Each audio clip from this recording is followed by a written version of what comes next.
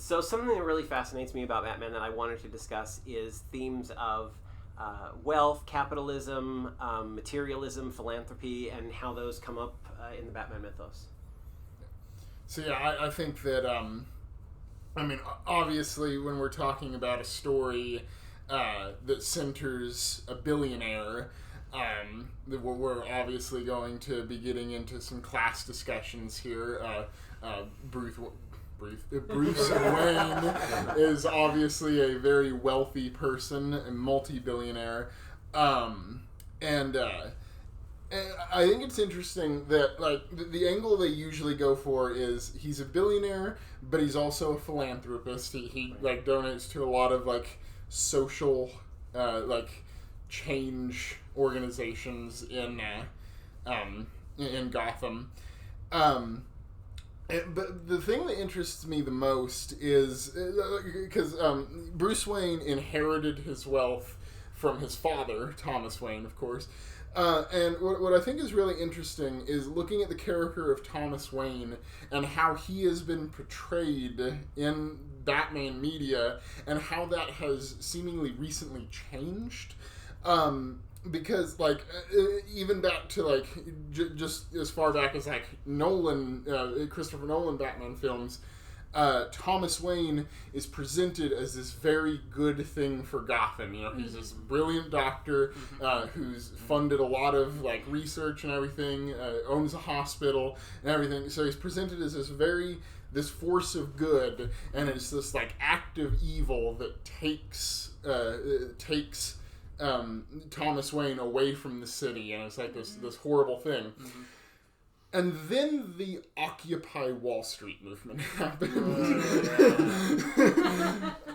and a large number of people in society started to see.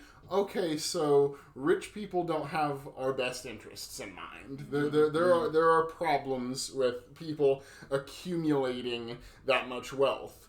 And we see that being portrayed in more recent media. The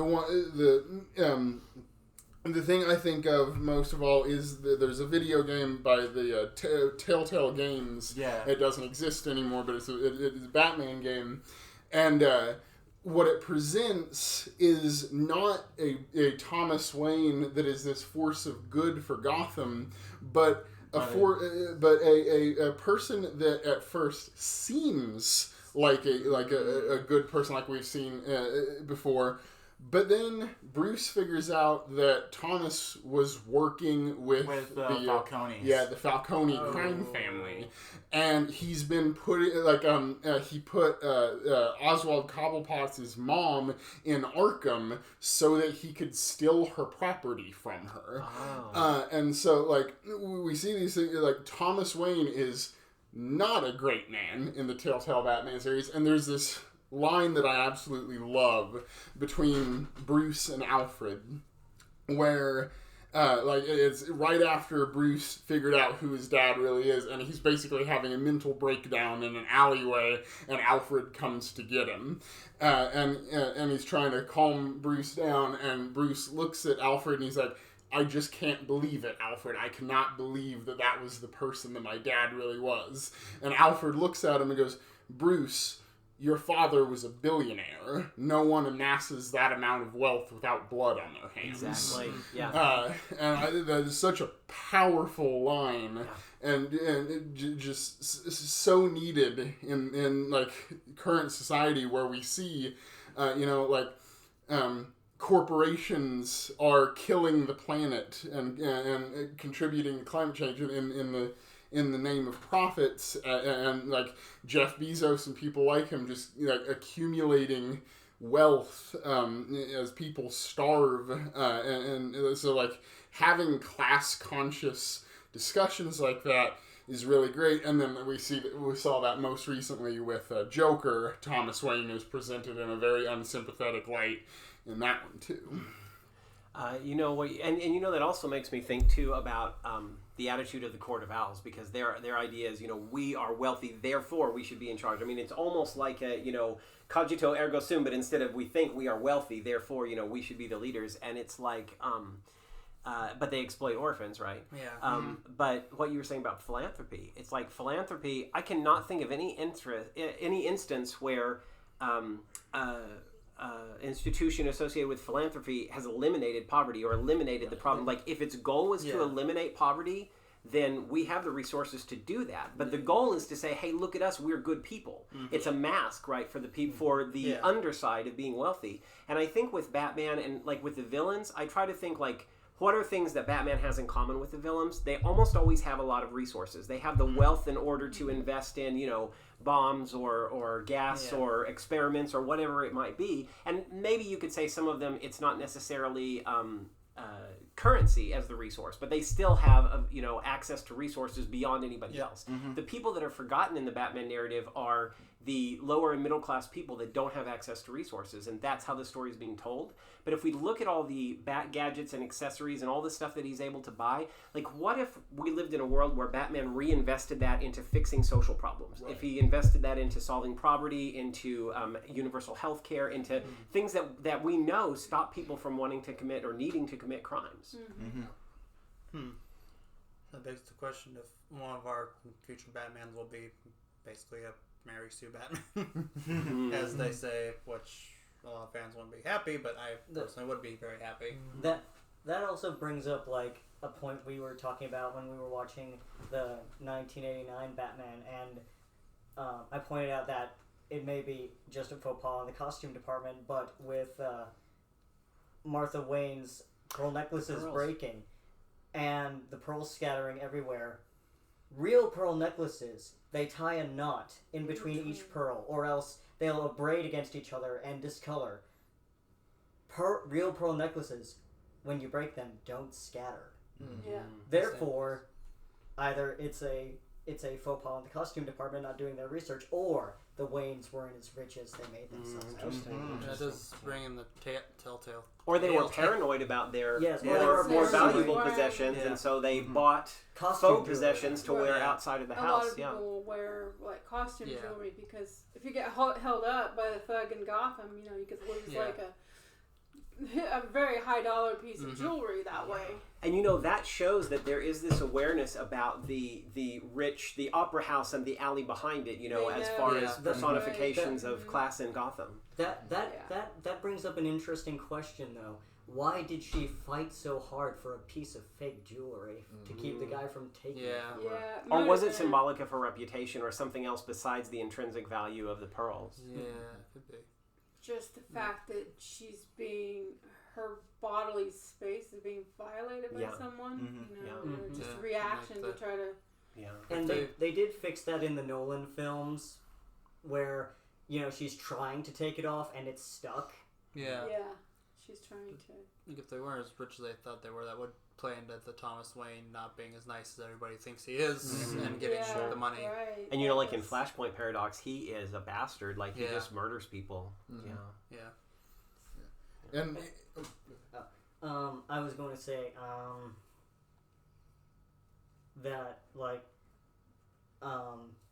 billionaires, Alfred saying, billionaires have to have blood on their hands. They have to cheat the system in order to gain that wealth. That was brought up at the Davos conference by that one Dutch guy who was saying that if the rich paid their taxes, then there would be no need for philanthropy. Right.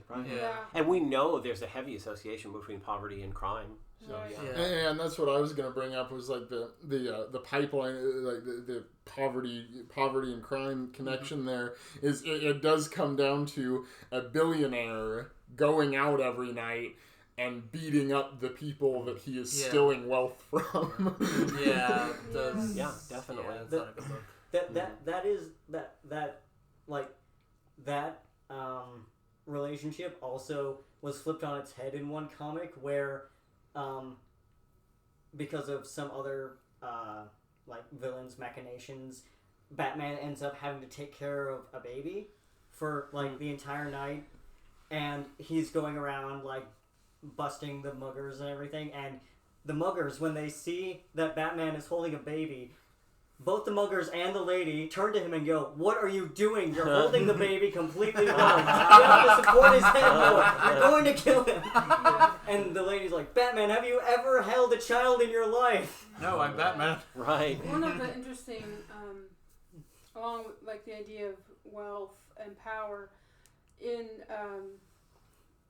The Dark Knight, when Lucius realizes that Bruce has used all the resources in the R&D department at Wayne to hack people's phones.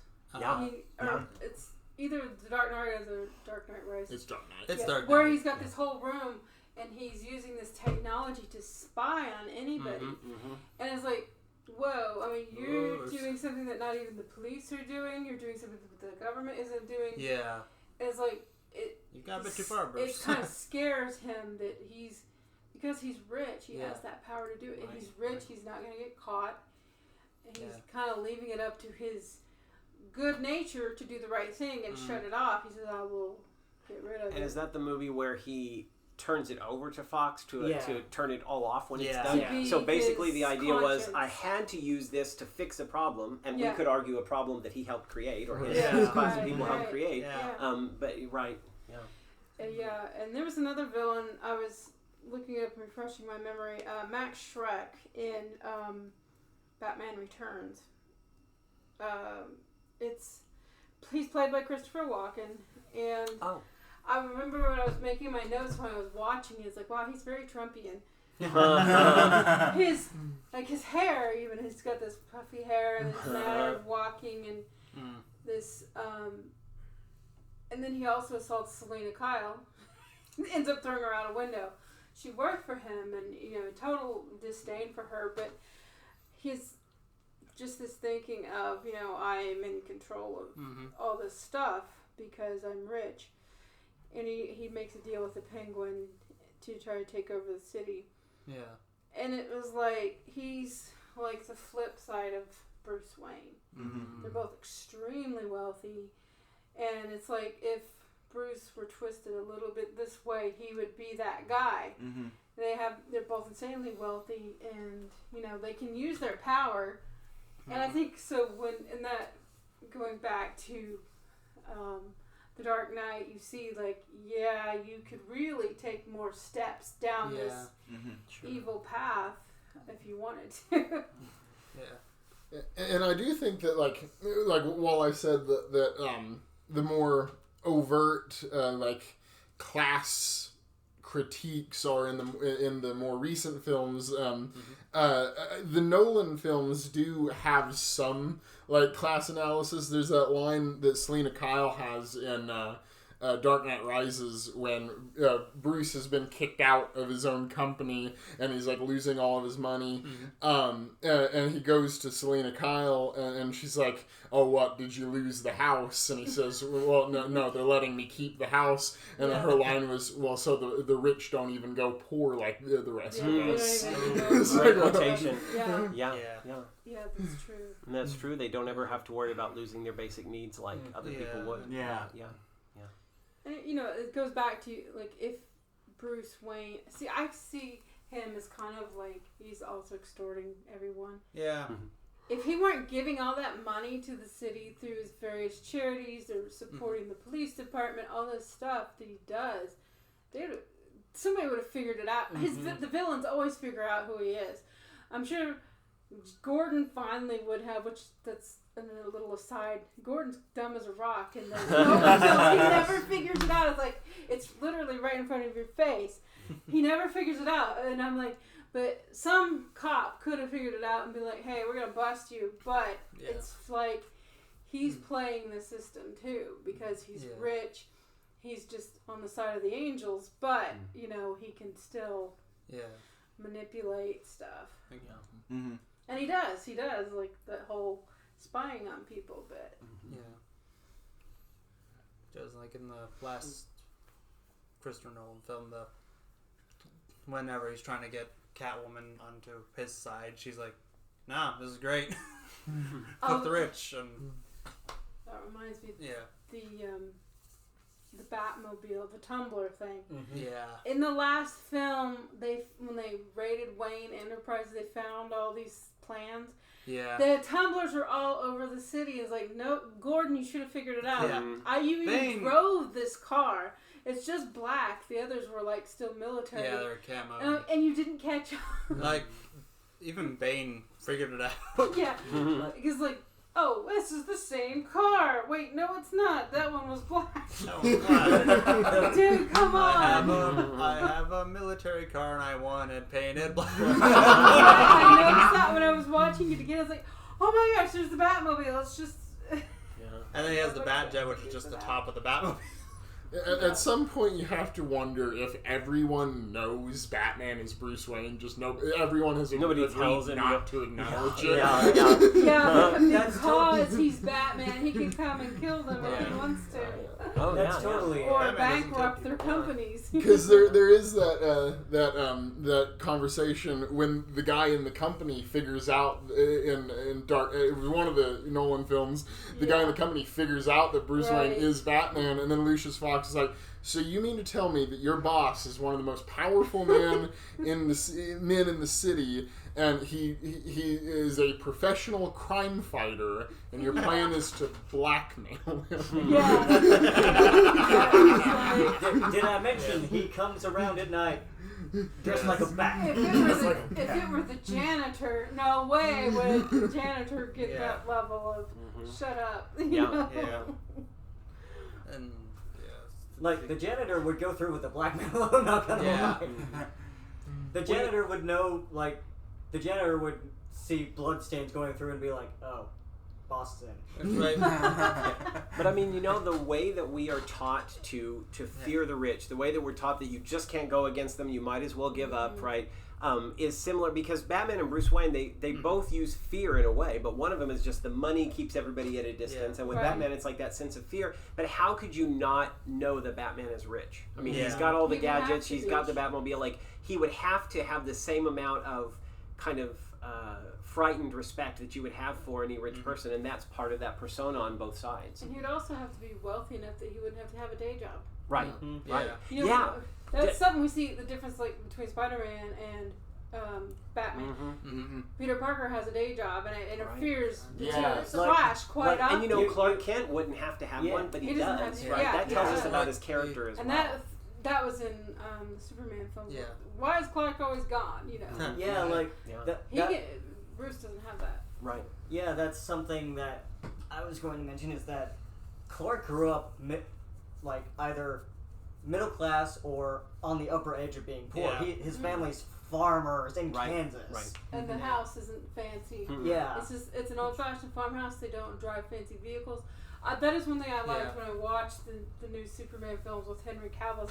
Yeah, that aspect of it is right. You get that sense, these really are farmers. They're not fancy people. I'm going to bring up something interesting. Like, since the Wayne family was so rich, the theater thing where the guy just comes up and mugs them shouldn't have happened because most rich people have bodyguards at the wazoo. It's like, why didn't the Waynes have bodyguards? Because they got this big Gothic house and they've got their one butler. You know, they've got a butler, and also the house would also probably be fully staffed with maids and things. But you know, in that sense, that story of his origins is kind of like this story that rich people tell each other about that rogue poor person that's going to come shoot us out. I mean, it's the kind of stories we're telling in Kenosha or Charlottesville, or that, you know, these that you have to be afraid of poor people because there's no telling what they do. Well, you're going to increase poor people's chaos if you deny them resources. And since Gotham was so dangerous back at the beginning of the trilogies, why didn't they have the bodyguard? If it's so dangerous that you can't walk down the street without getting mugged, you should have a guard or someone with you. Even if it's at the theater, he could be like in the janitor closet or something. That brings back the organized crime link. Yeah. In the 89 movie, it was a mob hit. Because if they were mobsters, there would be a bunch of... If the Wayne family was really mobsters and businessmen, they would have lots of guards with Tommy guns, and if it was a mob hit... Well, all the stuff that comes up with the mob kind of shows you that there's a very indistinct line between legitimate business and crime, crime lords, mafia business. And mafia businesses usually have a front anyway. Exactly. Yes. So Wayne Enterprises could just be one just massive front. And another point to bring up what we were talking about earlier, which is like the idea that Batman has to be wealthy with all the gadgets and stuff he has. Yeah. The most infuriating line to me in the Nolan trilogy, I just hate it so much, is when I hate it because it makes me not like Bruce Wayne. It's a fine line, like narrative wise, but at the very beginning of The Dark Knight, when he's taking down the Scarecrow and all of the other like pseudo Batman come out and they're trying to help him, and he apprehends them all. One of them yells out to him. He goes, "Well, what's the difference between you and me?" And Batman tries to get that one-liner in. He goes, "I'm not wearing hockey pads." And it's like, well, yeah, not everyone can afford fancy armor. Hockey pads are cheap. Can't afford combat armor. Yeah. Good thing you didn't have bad nipples. Which, I mean, that's basically him saying, I can afford this armor, I can afford these nipples, right? And it's like, and you can't, so it really comes down to class in that line. What's the difference? I can get tucked. like that brings up like the whole vigilante business again with who can get away with it, the rich person. Yeah. The poor Because if Batman was poor, they would have arrested him, found his address within a day. Yeah. And then he'd be hauled off to Arkham. Even the Joker in the Dark Knight trilogy, he's got dough. Yeah. He does. He takes control of crime families. He's got literally money to burn. And he burns it. And so it shows you that level of course, Joker did that to prove a point. Have a bunch of money. Burn the money to prove a point that I have it to burn. So because if someone were as evil, as malignant as Joker, but they didn't have the money, like Batman would never encounter them. How could they do that much damage? Yeah, he would go rob a convenience store and knife somebody. Right. He wouldn't be like taking down huge crime families and getting in charge of them. Unless he was working with the crime families. But I mean, if he didn't have the money, but somewhere along the line he got the resources. He was working for them and worked his way up, kind of. But if he didn't have that access to that money, he would go out and knock over a 7-Eleven and knife somebody. And it's interesting. Or rob a rich person, And he would have gotten Hitman after him. Yeah. Yeah.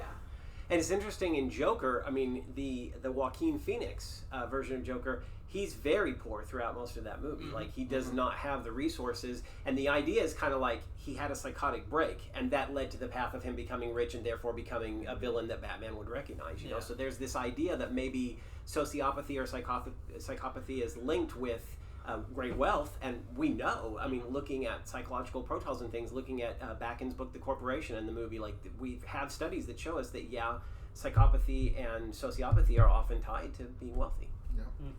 And it also, we were talking about mental illness earlier. Bruce Wayne has the resources to get the very best shrinks in the world. If he wanted to, he could go to any hospital, see any specialist for anything, if he wanted to. Right. Like he was maybe rich, they would And he's just self-aware enough. He doesn't want to. he doesn't want them to discover that persona. Maybe. Yeah, that's true. He was rich enough to go to medical school and then drop out, and his parents, well, depending on the timeline. Yeah.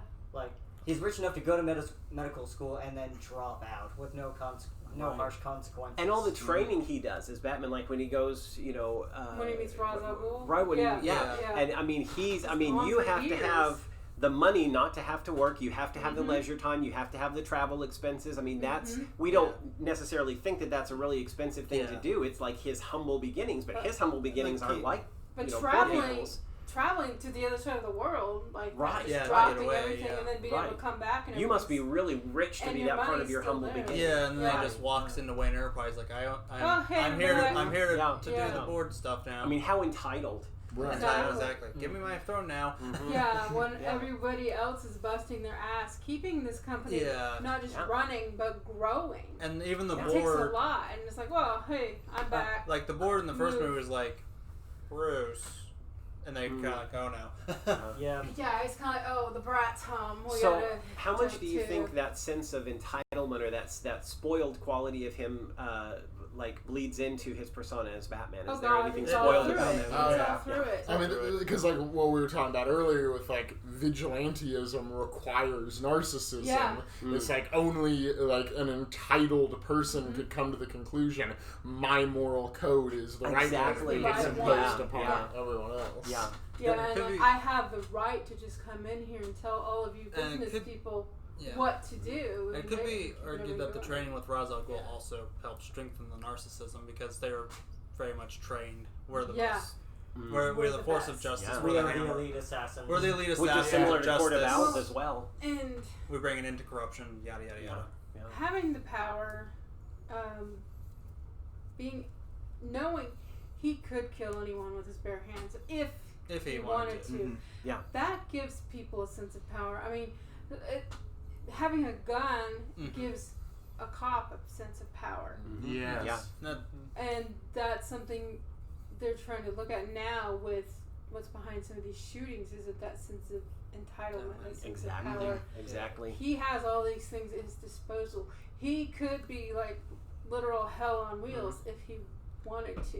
which, yeah, And he's got to be able to get off on that. With But it's also natural to him because he's Bruce Wayne. But that's part of him richer thinking. than God. Yeah, and that's part of him thinking I'm better than other people. Yeah. Right. If his code helps him to feel I'm better than other people, it's part of his entitled, like you were saying, part of his entitled character.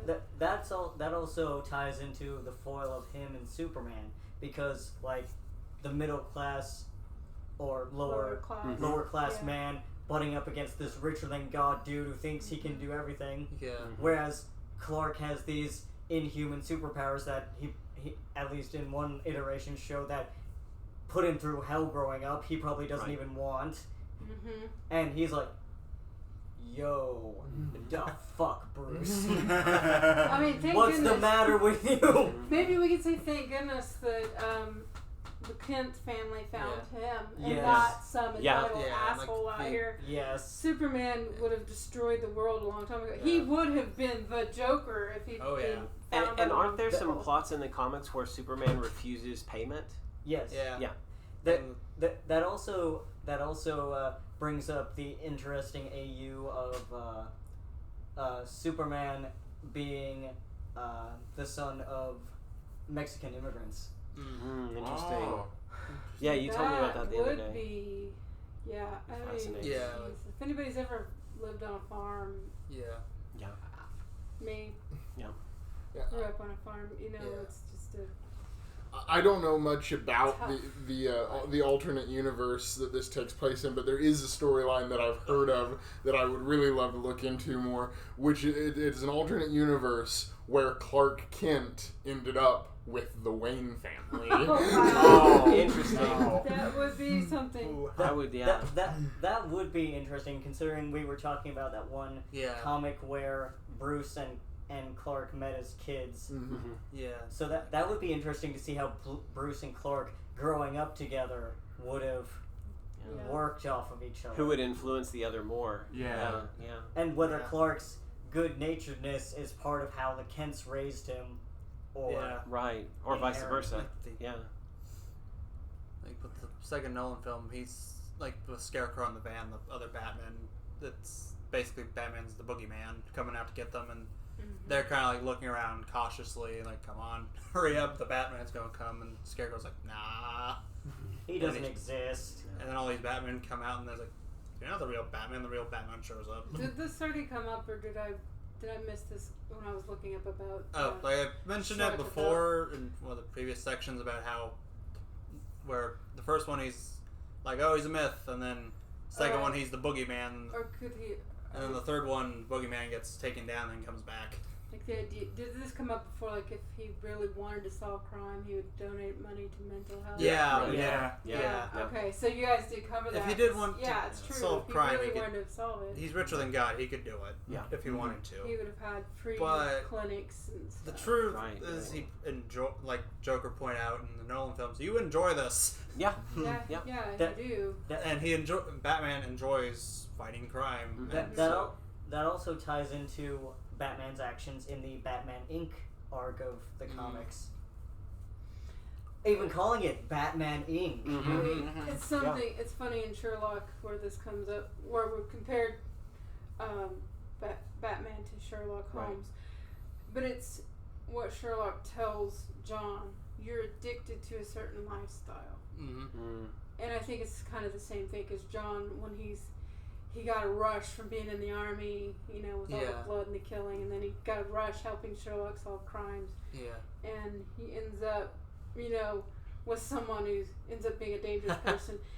And he's like, was everybody around me a psychopath? He's like, yeah, basically, because that's what you're drawn to. And he's like, you're addicted to a certain lifestyle, you're addicted to danger, and it's kind of the same with Bruce. With Bruce. It's like this addiction he has to keep it going. He chooses the narcissism too, and he chooses Selena Kyle at the end of the movie as his wife, and she's dangerous. See, she's dangerous as they come. Right. It makes sense.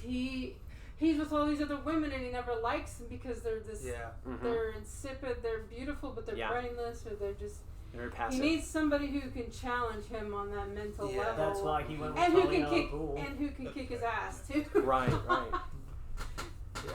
That's also his attraction to Talia al Ghul is she can kill me 17 different ways. She's hot, and she can best me at chess. That wasn't one of the things we brought up as a topic, but I thought it was like, it's kind of an addiction with him, and a lot of rich people are addicted to drugs. In Batman Hush, they talk about Catwoman tells him, she's like, he tells her, he's like, I reached a certain point where I was kind of interested in you, but then I realized you're a kleptomaniac, and I thought, if somebody has a compulsion that they can't overcome, then they are, and I believe she says they're not, they're not sane, she says, and he says they're not whole, right? And then later on, she tells him, and it's around the point that she decides, I can't be with you anymore because you're insane, you think the Riddler didn't have to die.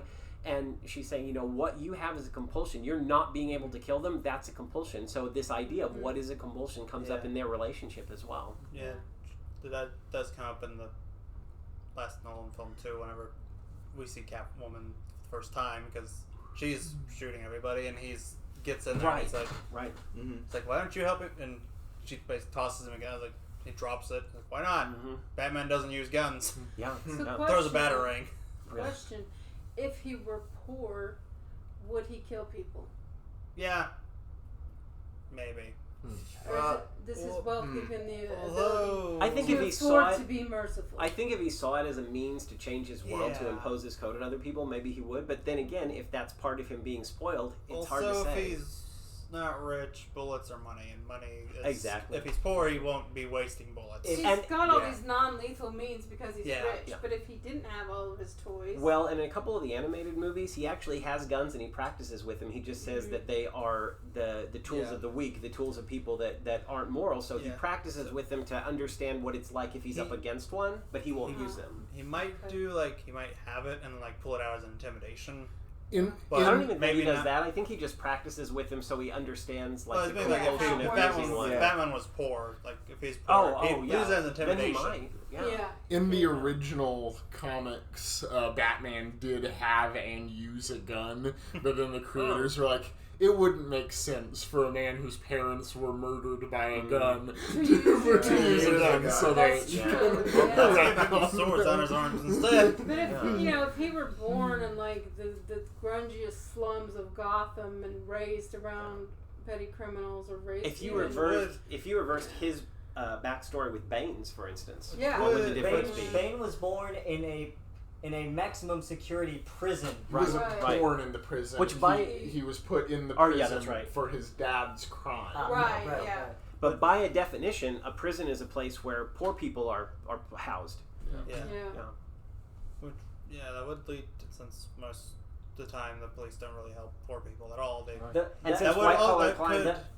lead to if Batman were poor, to become a vigilante. That also brings up the one idea I saw suggested of Bruce Wayne being made into an African American guy and his family being one of the first millionaire, one of the first wealthy black families in Gotham, and how that would change the story. And what you were saying about prisons, one of the reasons that prisons are a place where almost exclusively poor people are housed is because the cops in our country don't go after white collar criminals. They only go after blue collar. And they usually get a slap on the wrist. And or they get sent to a cupcake prison. Posh, they don't end up in general pop. If Batman were poor, would he really care about the crime? He'd probably raised that that's just another part of life. We gotta deal with it. It would depend, I would say. And well, if someone invades his house, yeah, that would change. Although at the same time, if he's poor, who would invade his house? Well, like you were mentioning earlier, it's like he Yeah. might have the same feelings. He might want to be a vigilante, but without the resources, what could he do? Yeah. Right. And also another big point: if Bruce Wayne were poor, after his parents died, he wouldn't have Alfred though to raise Right. him. Yeah. Yeah. So, Very good and point. Alfred is Yeah. a very big Very. influence on him. Yeah, And- as much as him being able to go off to Asia and have his, and train and everything. I mean, yeah, he had Alfred there to take care of him. Like, so if he was poor, who would Alfred be? A An foster uncle, parent. yeah. Or Yeah, I was gonna say uncle, Bruce Wayne would probably just go into the foster care or system. somebody And else. probably- It'd be like Yeah. Robin ended up, in the Yeah. Right, yeah. Yeah. orphanage. And maybe career maybe Batman would be writing his own comic of this man who's a bat.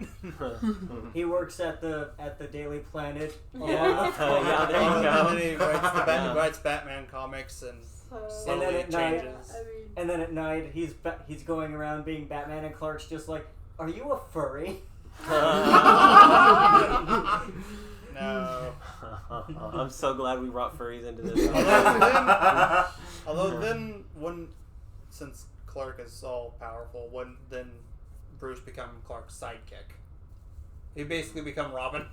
I think they would have more of a Daredevil and Spider-Man relationship, because Daredevil is micromanaging 10 blocks in Manhattan, and here's Spider-Man over in Queens.